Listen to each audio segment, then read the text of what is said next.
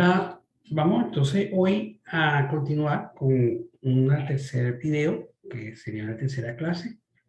En esta actividad vamos a hablar un poco sobre los factores de emisiones de CO2 de la conversión de energía. Vamos a hacer algunas comparaciones y vamos a finalizar con un pequeño cálculo de cómo se obtiene las emisiones de CO2 de los combustibles fósiles que se usan principalmente para la conversión de energía. Vamos a compartir la presentación.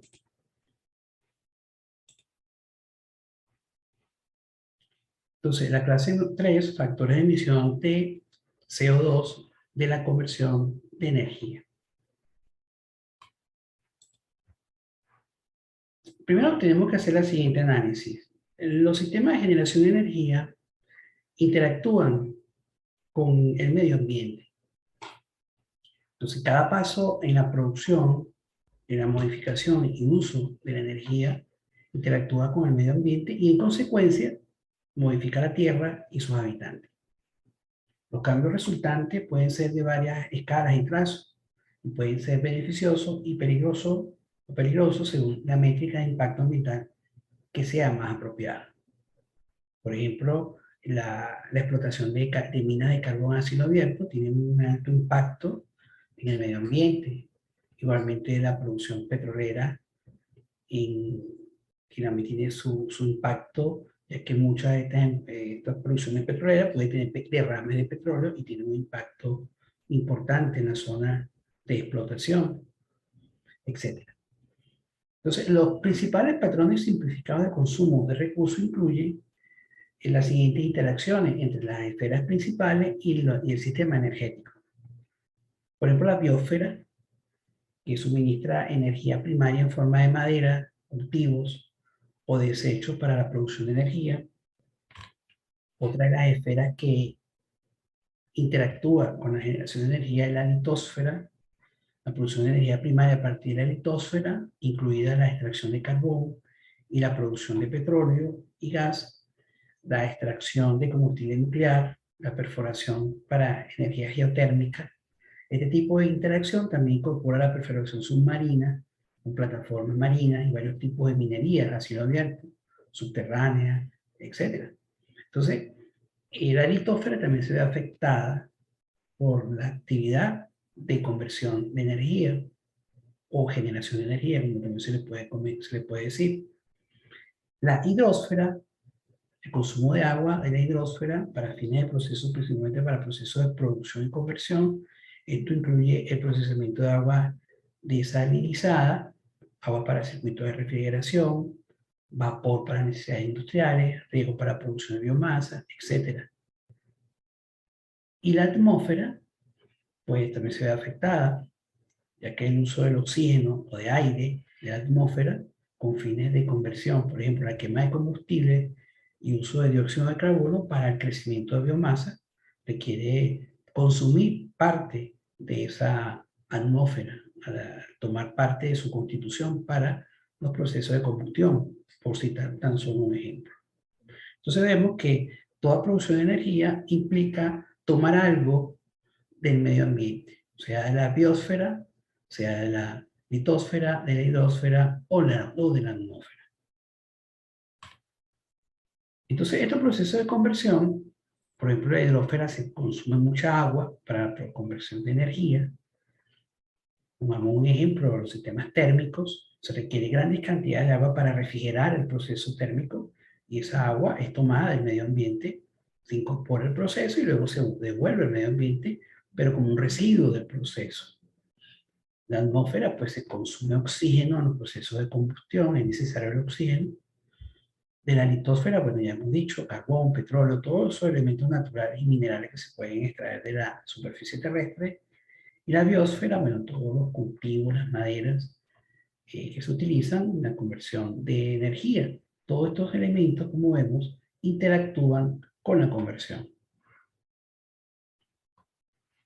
¿Qué impacto tienen los sistemas de generación y en el medio ambiente? Los sistemas de energía liberan subproductos, sólidos, líquidos, gaseosos, de los procesos de producción y conversión de energía. los cuales se denominan emisiones, desechos o efluentes. Las emisiones de ruido y vibraciones son producidas por la mayoría de los componentes de los sistemas energéticos que implican movimiento. Las máquinas giratorias como turbinas y generadores, los motores, molinos de viento y cualquier otra maquinaria liberan ondas sonoras. Dependiendo de la frecuencia y la intensidad puede tener un impacto negativo en la salud humana. La radiación electromagnética, que es emitida por todas las maquinarias eléctricas y las líneas eléctricas que tienen un flujo de corriente, si bien el impacto en la salud aún no ha sido probado por completo, todavía se considera que es un problema. El uso de combustible nuclear dentro del sistema de energía puede resultar en una liberación de radiación ionizante, ondas electromagnéticas, neutrones, electrones con partículas alfa. Esta radiación proviene no solo del combustible nuclear primario, sino también de los desechos de la producción de energía a partir de la energía nuclear y los materiales que quedan después de que se apaga la planta de energía nuclear. Se necesita cientos o incluso miles de años para que algunos de estos materiales se vuelvan seguros para los seres humanos.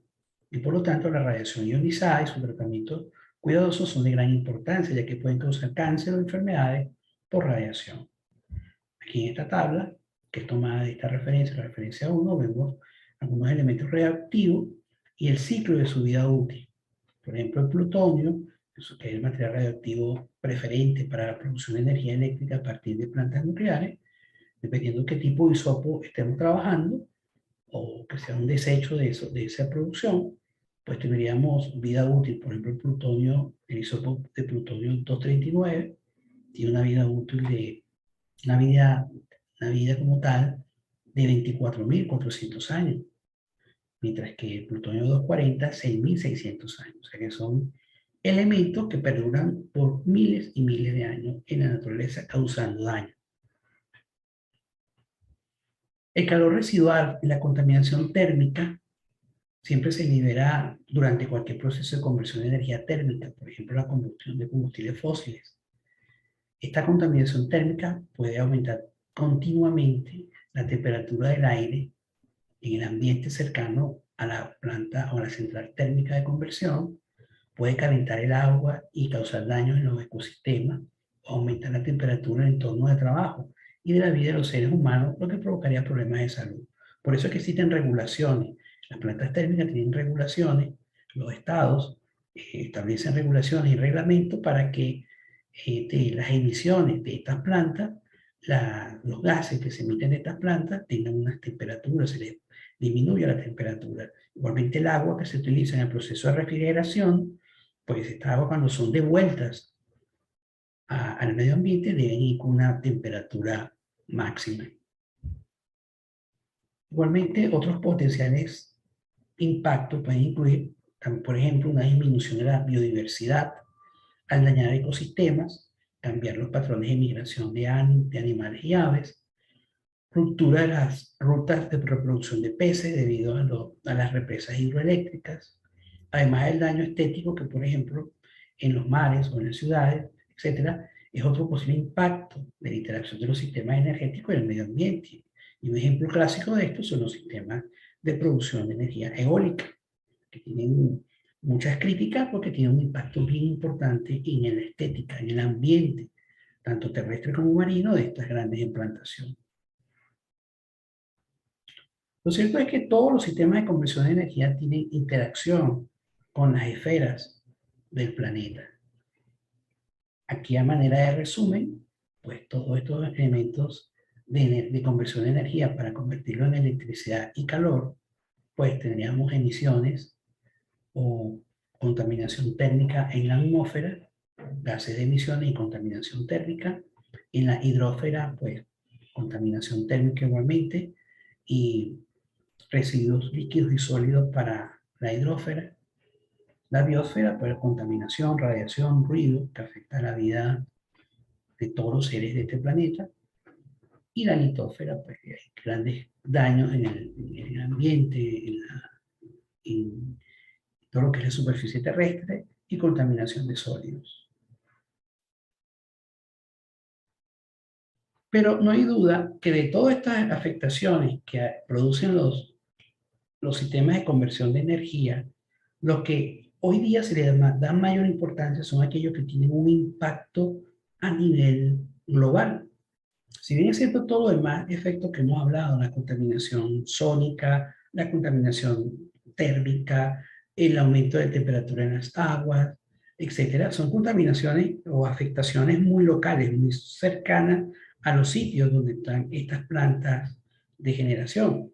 A excepción, por ejemplo, de las plantas nucleares. Es evidente que un escape nuclear tiene un efecto global, pero son contados los accidentes nucleares, por supuesto los ha habido y han sido muy fuertes, pero no son muy comunes.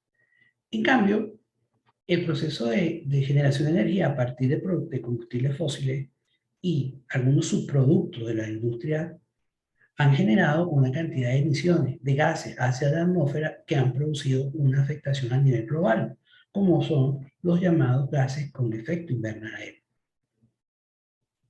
Textualmente aquí dice, si todas las amenazas mencionadas están influyendo negativamente en el medio ambiente, el mayor impacto proviene de los desechos gaseosos y las emisiones, que afectan al medio ambiente en una escala geográfica y temporal global.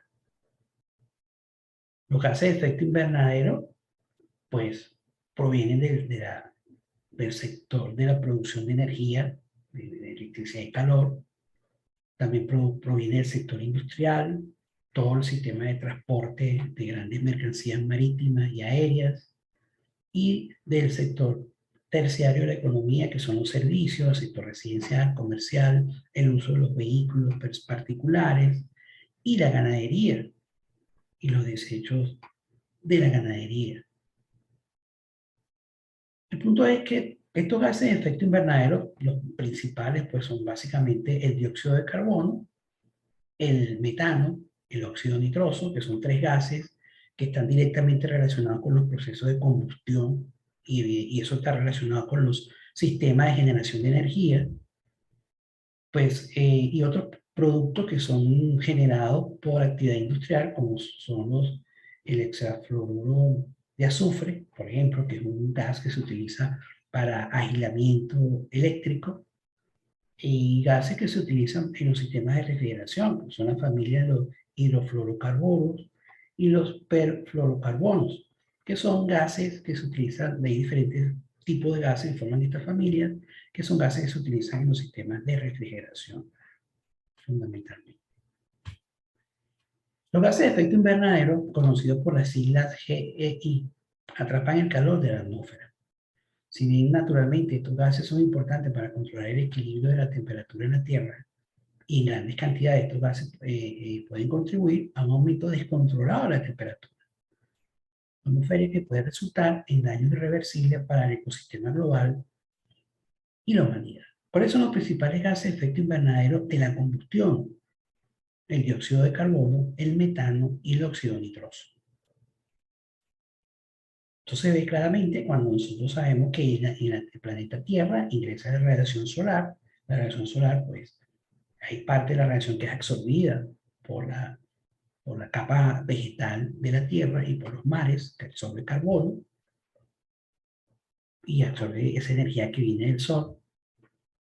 Parte de esa energía del Sol rebota contra la misma superficie y se escapa y debería salir hacia el espacio. Sin embargo, sabemos que hay una capa superior, que es la capa de ozono, que tiene como función primero filtrar parte de la radiación ultravioleta y al mismo tiempo atrapar parte de esa radiación para que quede dentro de la atmósfera terrestre y se mantenga una temperatura que permita la vida. Pues para eso existe esta capa de ozono.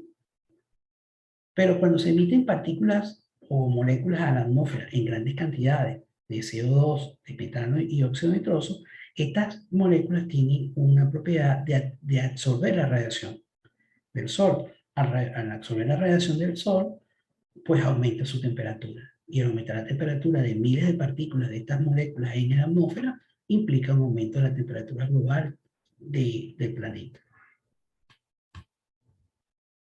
El dióxido de carbono que ingresa a la atmósfera a través de la quema de combustibles fósiles, desechos sólidos, biomasa, y el resultado de ciertas reacciones químicas.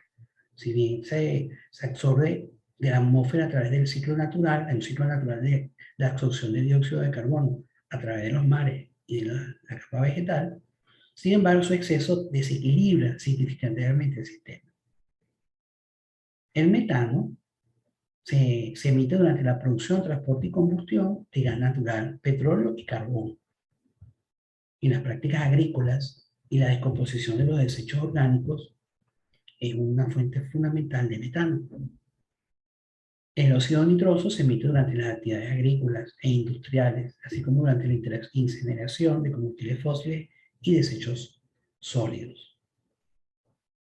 Otros gases de efecto invernadero que no están directamente relacionados con la producción de energía, porque no están relacionados con la combustión, como es el hexafluoruro de azufre, que se destaca mucho este gas, son potentes gases de efecto invernadero sintéticos que se emiten a partir de una variedad de procesos industriales.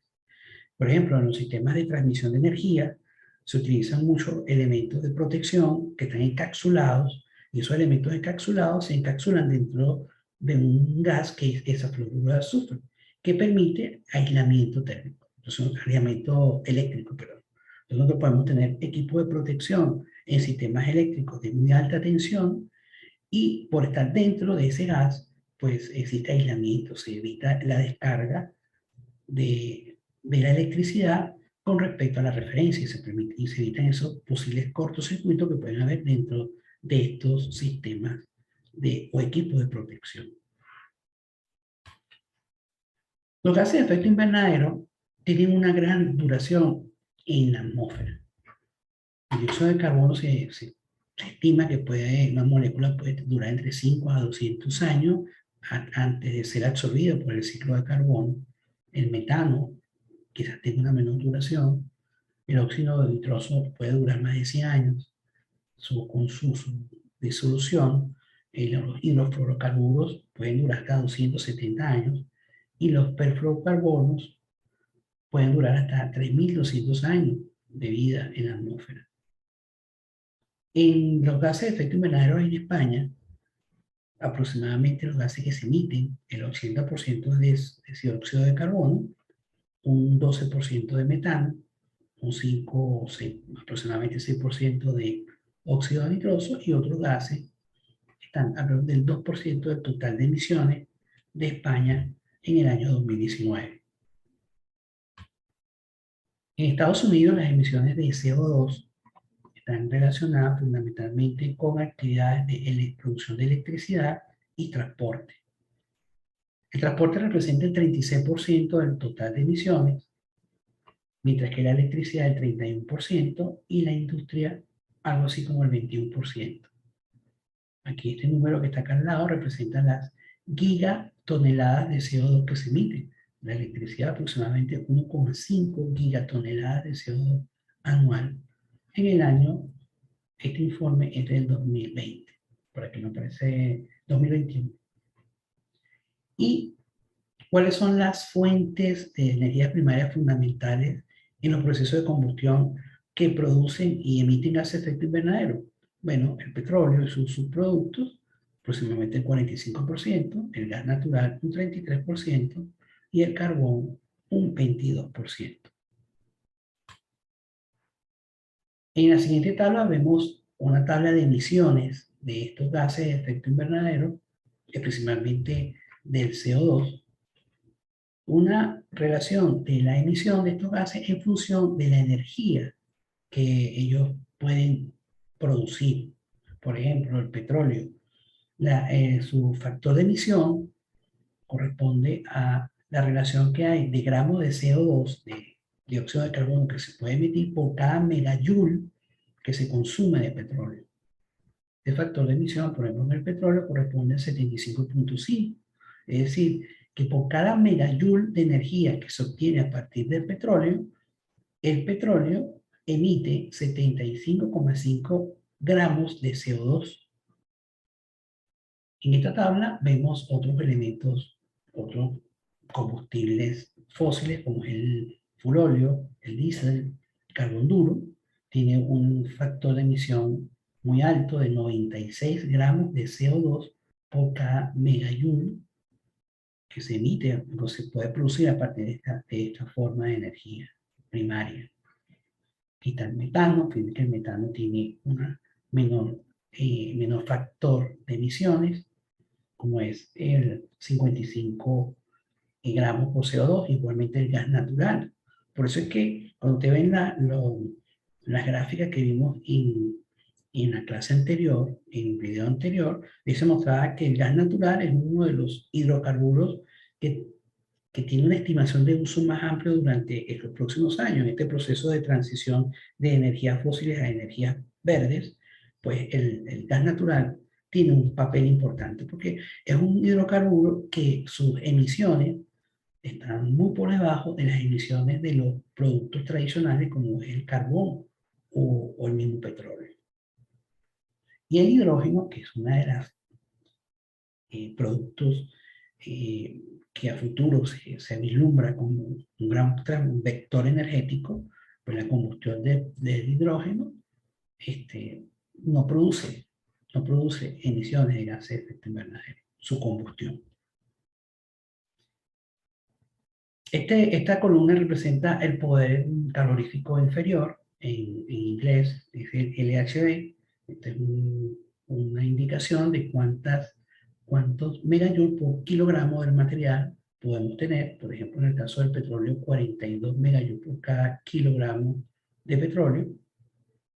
En el caso de, pongamos, la madera, tiene 19 megajoules por kilogramo. Y en el caso de los gases,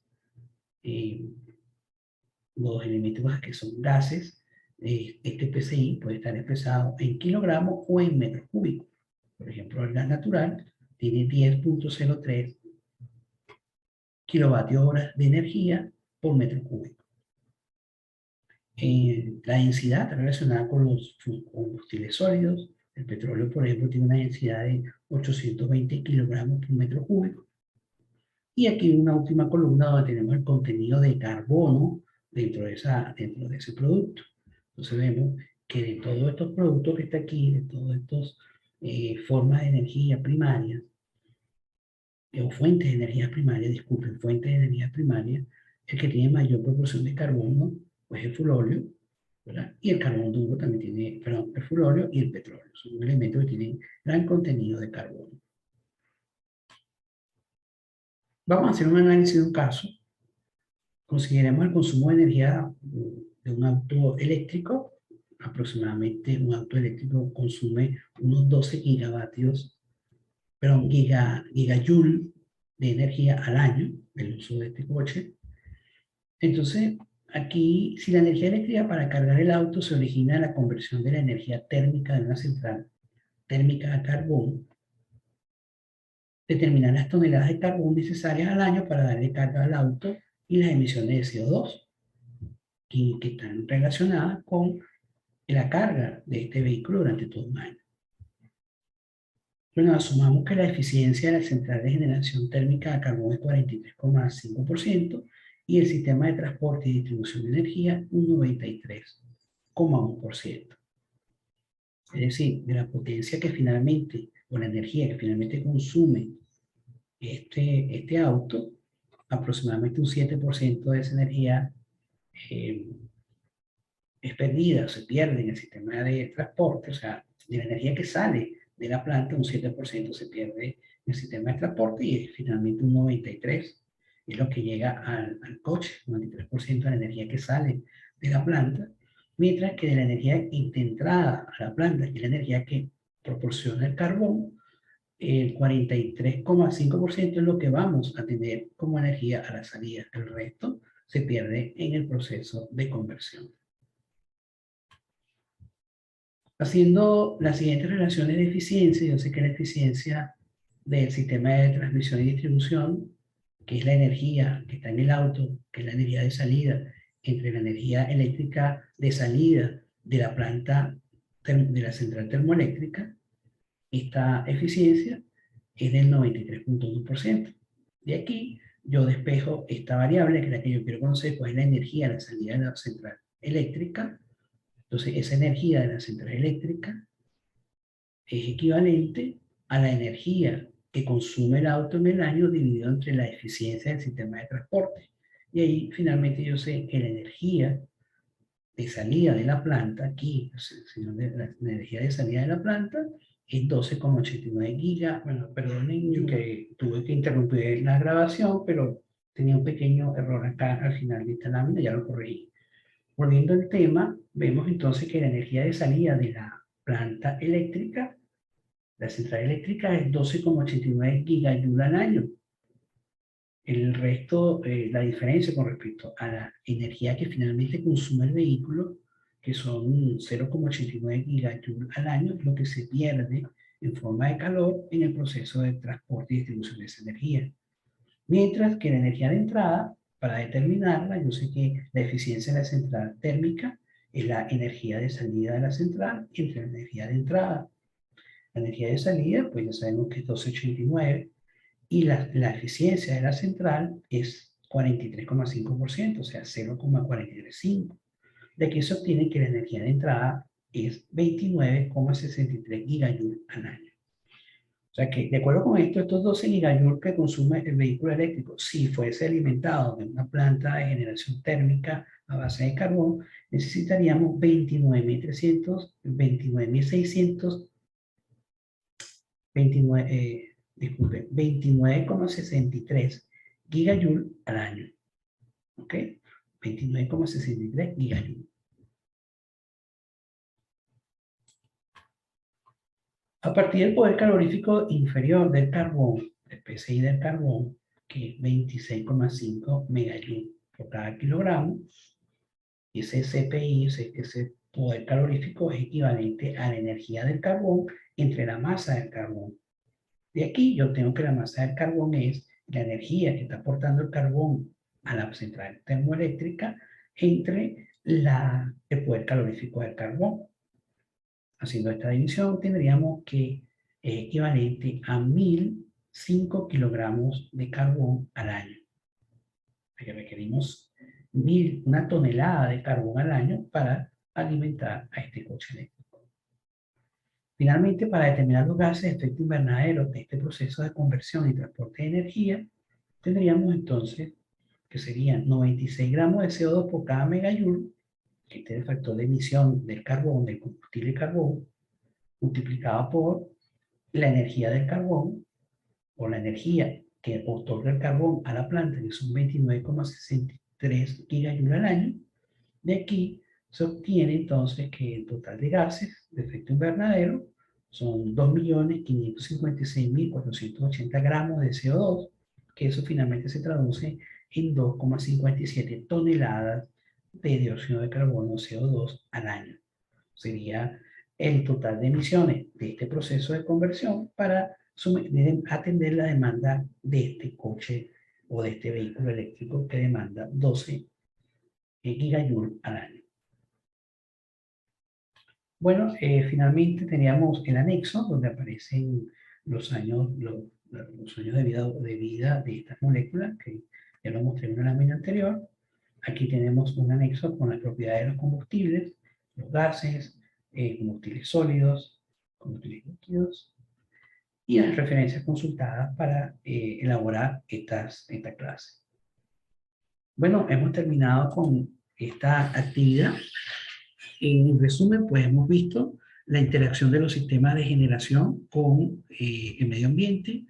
Y como vemos que de todas esas afectaciones, la más global, la que tiene una afectación más fuerte, es el tema de las emisiones de gases con efecto invernadero. Y finalmente hemos visto cuáles son los factores de emisión de algunos combustibles y un cálculo de emisiones de un sistema muy simple, pero nos da a nosotros la idea fundamental de cómo funciona y se obtienen estos valores globales. Vale, muchas gracias y nos estaremos viendo en un próximo video o en una clase sincrónica.